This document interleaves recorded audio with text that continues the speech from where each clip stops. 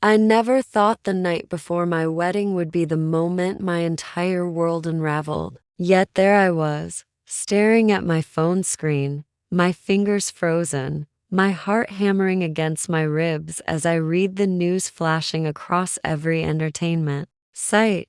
Top executive Evelyn spotted on a romantic getaway in Italy with famous novelist Ryan just days before her wedding. Evelyn, my fiancée, the woman I had loved for the past 8 years, the woman I was supposed to marry tomorrow, was walking hand in hand with another man under the golden sun of the Amalfi Coast. The picture said everything. She wasn't just traveling for work. She wasn't just caught in an unfortunate misunderstanding. No, the way she was looking at him, head tilted back in laughter, fingers entwined with his, body leaning into his as if he was the only person in the world. There was no room for doubt.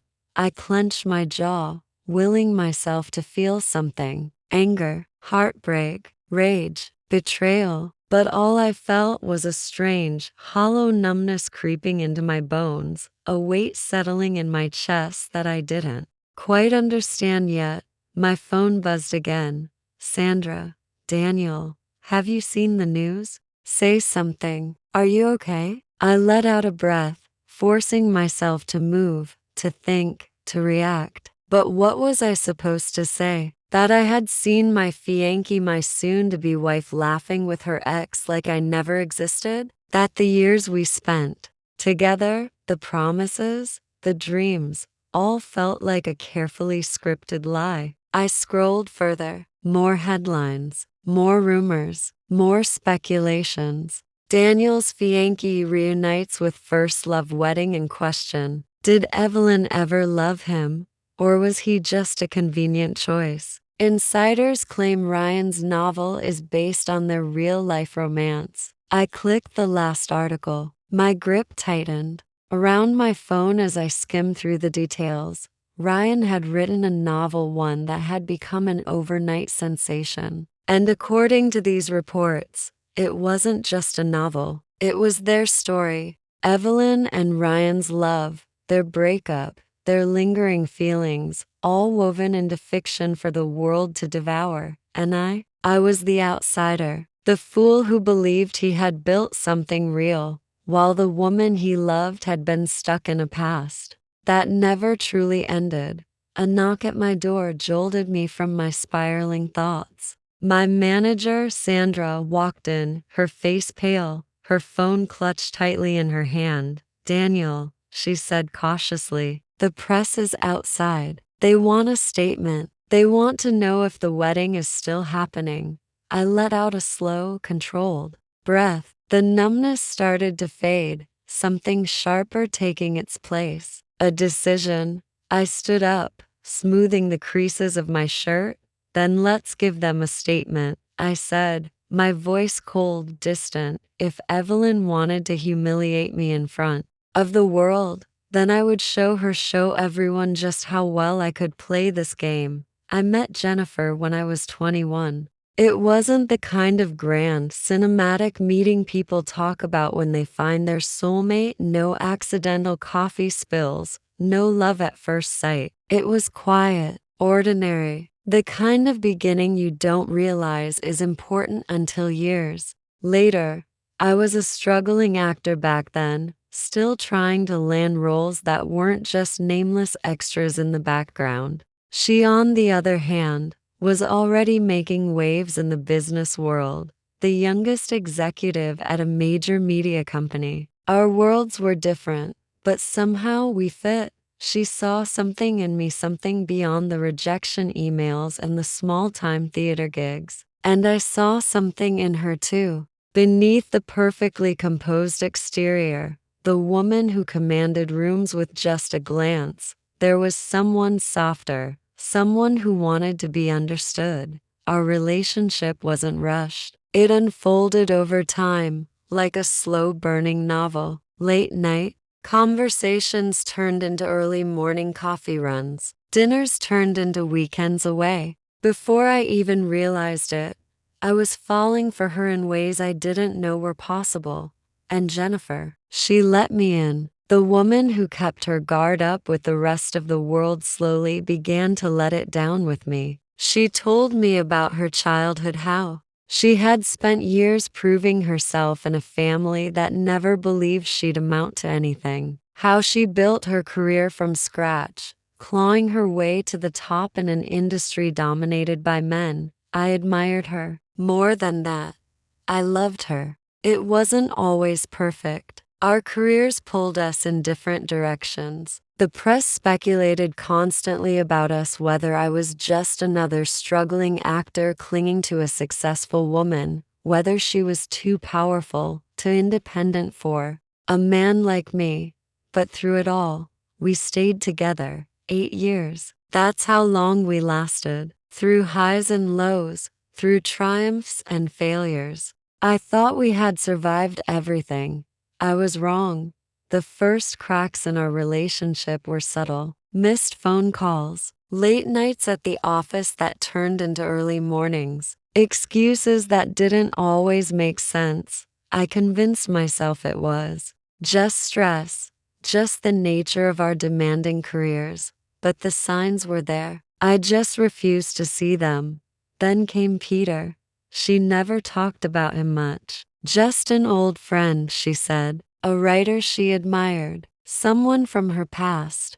I should have paid attention to the way her voice changed when she said his name. The way she always seemed just a little too interested in his work. But I trusted her. And that trust, it led me here. To the night before our wedding. To headlines splashed across the internet. To the gut-wrenching realization that while I had been planning a future, she had been rewriting the past. Jennifer and Peter, their story, and me, just a footnote in a love that had never really ended. He sat there, staring at my phone, the glowing screen illuminating the dark hotel room. The news had already spread like wildfire. Social media was flooded with comments, speculations, and theories. She was always meant to be with Peter. Per Joseph, he never saw it coming. She should have just broken up with him instead of humiliating him like this. I scrolled through post after post, my name trending alongside Jennifer's and Peter's. Some were defending me, others mocking me, but the worst part was I didn't care about any of it, because the only thing running through my mind was a single question. Had she ever really loved me? I reached for my phone and dialed her number. Straight to voicemail. I called again. Same result. I clenched my jaw, forcing myself to stay calm. Jennifer was never the type to ignore my calls. Even on her busiest days, she'd send a quick text, a voice note, anything to let me know she hadn't forgotten about me. But no, silence. Then, a message popped up. Not from her. Sandra. Joseph, we need to talk. Call me. I exhaled sharply, then pressed the call button. Tell me you have an explanation for this, I said the moment she picked up. A deep sigh came from the other end. I don't, Joseph. But I do have confirmation. She's in Italy. With Peter. The words hit like a punch to the gut. I know, I muttered, running a hand through my hair. I saw the pictures. There's more, Sandra said cautiously. They were seen checking into a private villa. Just the two of them. I let out a bitter laugh. Of course they were. Joseph, listen. Sandra's voice softened. I know this isn't what you want to hear, but I cut her off. Just tell me, how long has this been going on? Silence. I closed my eyes. That silence told me everything I needed to know. Months? I asked. A year? I don't know the full details, Sandra admitted, but I started noticing things a few months ago. The way she always brought up Peter in conversations, how she fought so hard to promote his book. At first, I thought she was just supporting an old friend, but then, she hesitated. Then what? I demanded. Then I saw her meeting him, late at night. No work meetings, no press, just the two of them.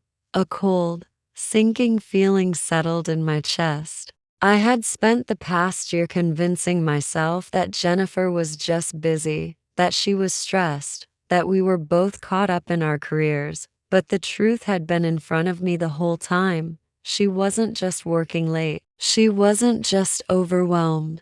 She had been with him. Joseph, Sandra said carefully. What do you want to do now? I opened my mouth to answer, but I had no idea what to say because for the first time in my life, I had no idea what came next. The wedding was tomorrow. Invitations had been sent. Guests were already flying in, and the woman I was supposed to marry was halfway across the world with another man. I should have been furious. I should have felt betrayed, but all I felt was emptiness.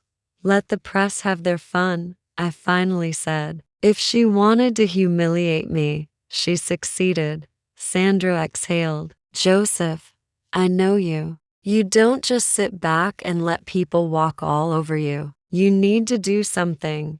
I stared at my reflection in the hotel window, my own eyes unreadable. Don't worry, I said, my voice eerily calm. I will.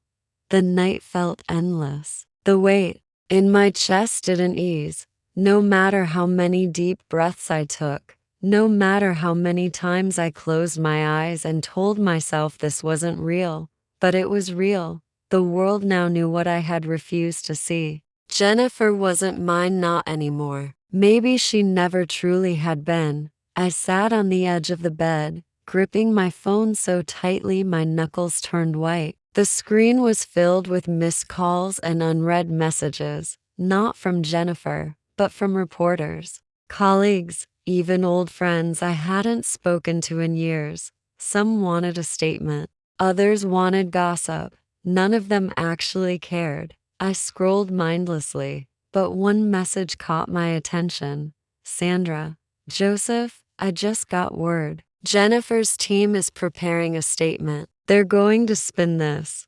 I clenched my jaw, forcing myself to stay calm. I should have expected this. Damage control, a carefully crafted lie to soften the blow, to make Jennifer look less like a woman who ran off with her ex days before her wedding. I already knew how it would go.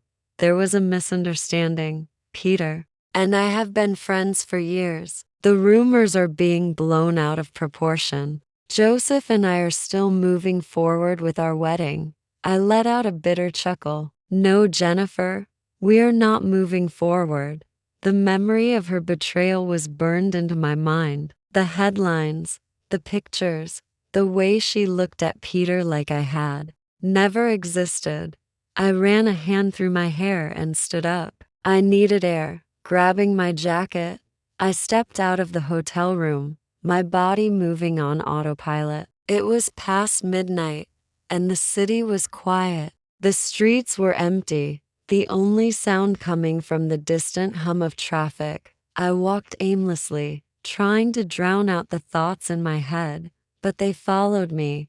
Had she ever truly loved me? Was I just a placeholder until Peter came back? Had I been blind this entire time? The memories hit me one after another. Our late-night conversations. The way she used to trace circles on my wrist when she thought I was asleep. The way she laughed when she thought no one was watching.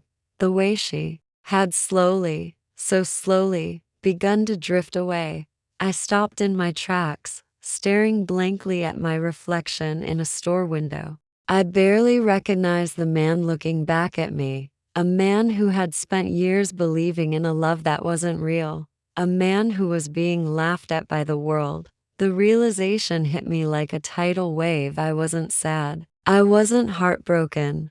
I was done being the fool, done being the man who waited around for someone who didn't deserve him.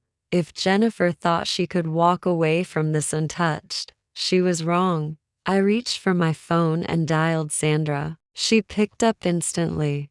Joseph, schedule a press conference, I said, my voice calm. Tomorrow morning.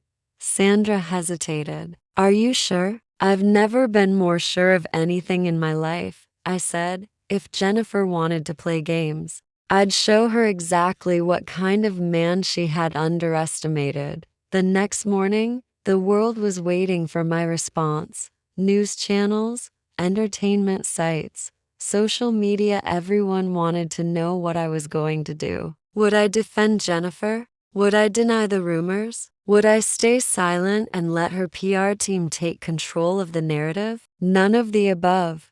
I sat in front of the cameras, a calm expression on my face, while the reporters in the room whispered among themselves. The moment Sandra gave them the signal, questions erupted from every direction. Joseph, have you spoken to Jennifer? Are you still getting married? Do you believe she cheated on you with Peter? I leaned forward slightly, letting my voice carry through the microphones. I believe, I said, choosing my words carefully, that sometimes people show you exactly who they are, and when they do, you should believe them. The room went silent.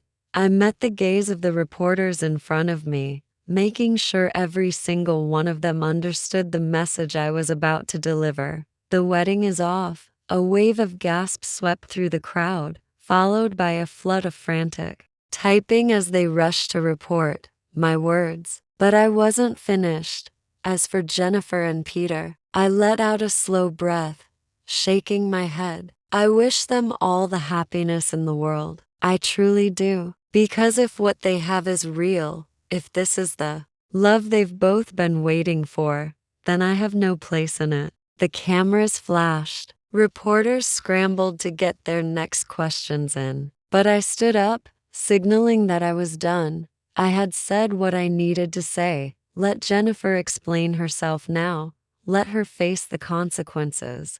Sandra followed me out of the conference room, her phone buzzing nonstop. You do realize you just turned the entire media industry upside down, right? I smirked. Good. Let them talk. And they did. Within hours, my words were everywhere. Joseph officially cancels wedding and takes the high road. Jennifer left speechless as Fiancée walks away with dignity. Peter and Jennifer's relationship questioned, did they plan this all along? But the real shock came later that night. Sandra burst into my hotel room, eyes wide with disbelief. You're not going to believe this, she said, holding up her phone. I frowned, taking the device from her. It was a leaked email, one that had surfaced online just moments ago. An email from Jennifer's team to Peter's publisher. I scanned the contents, my blood running cold as I read the words. The upcoming wedding will generate high public interest. This is the perfect time to push Peter's novel into the spotlight. Jennifer will play her role, keeping the engagement intact until the book reaches peak sales. After that, the timing of their public reunion will be carefully controlled. I stared at the screen, my mind blank. I had expected betrayal, but this was calculated, planned, a business deal. I clenched my jaw, my grip tightening around the phone. Jennifer hadn't just chosen Peter over me. She had used me, used our relationship, used my name, my career, my love just to push his book into success. This wasn't about love. This was about profit. Sandra placed a hand on my shoulder. What do you want to do, Joseph? I exhaled slowly, a dark, humorless chuckle escaping my lips. Oh, I said, my voice dangerously calm. I'm going to destroy them both. I wasn't going to let Jennifer and Peter walk away from this unscathed. Not after everything they had done. By morning, the leaked email had exploded across every media platform. People were furious at Jennifer, at Peter, at the blatant manipulation they had orchestrated. Was this all a publicity stunt? Jennifer played Joseph just to boost Peter's book sales?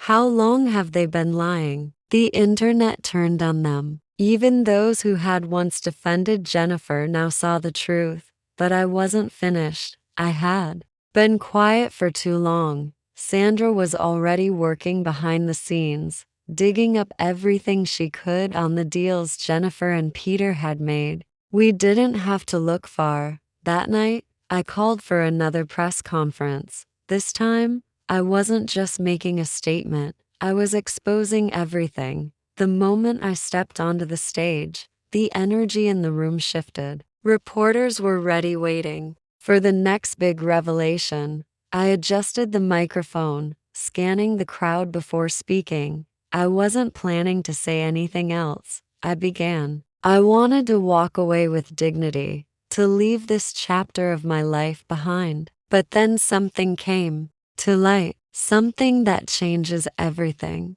A hush fell over the room. I reached into my pocket and pulled out a printed copy of the leaked email. I held it up for the cameras to see. This, I said, is proof that my engagement, my relationship, and even my heartbreak were nothing more than a business strategy. Gasps echoed through the room.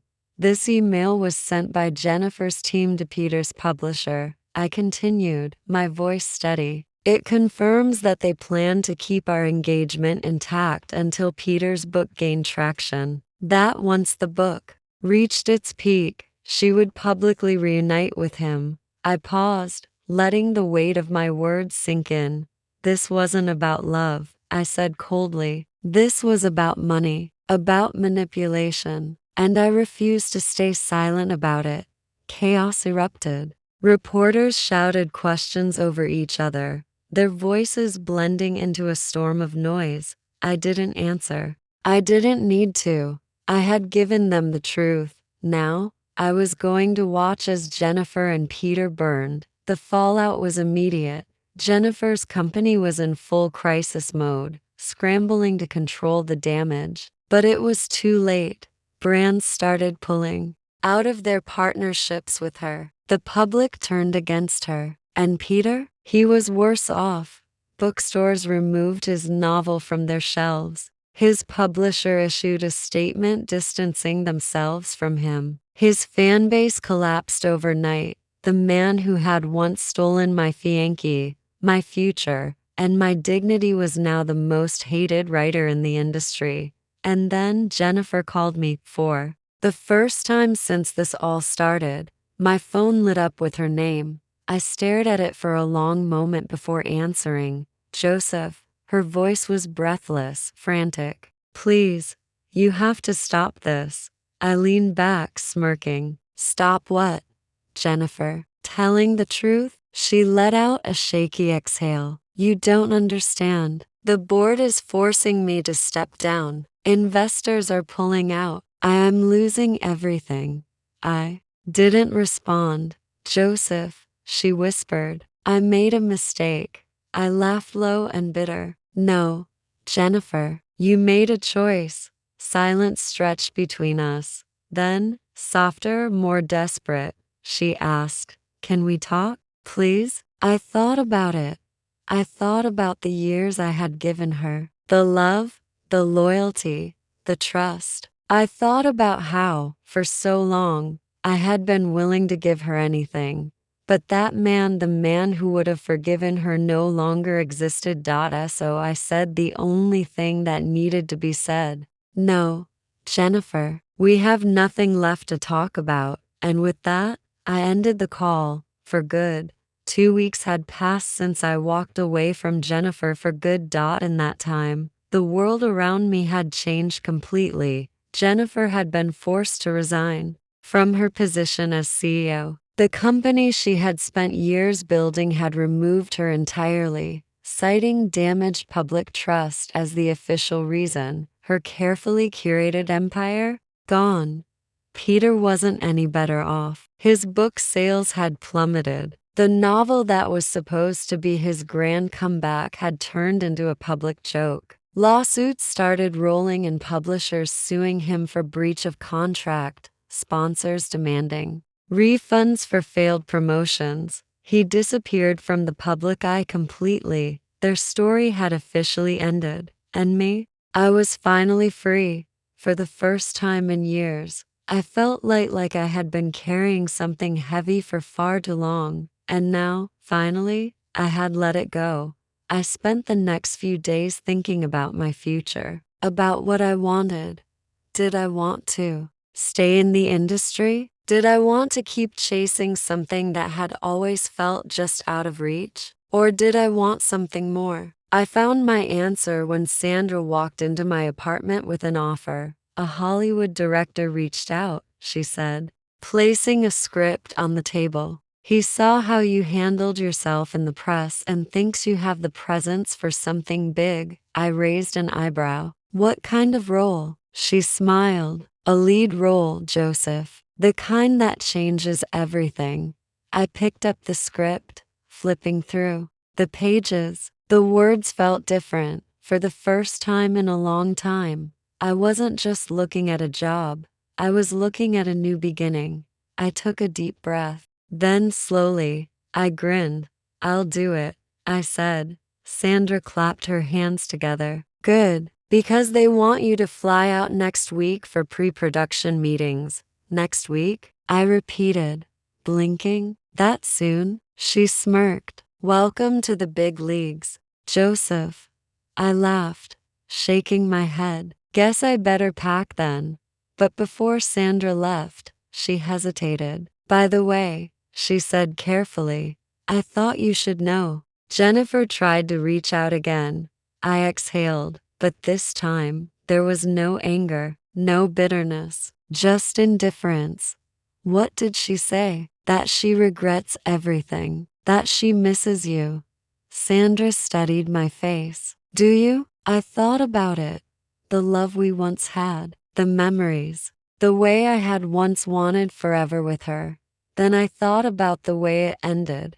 I met Sandra's gaze, my voice steady. No, I said simply. I don't miss her at all. Sandra nodded. Good, because you deserve better. And for the first time in my life, I believe that. I wasn't just walking away from Jennifer. I was walking towards something greater, and this time, I wouldn't let anything or anyone hold me back.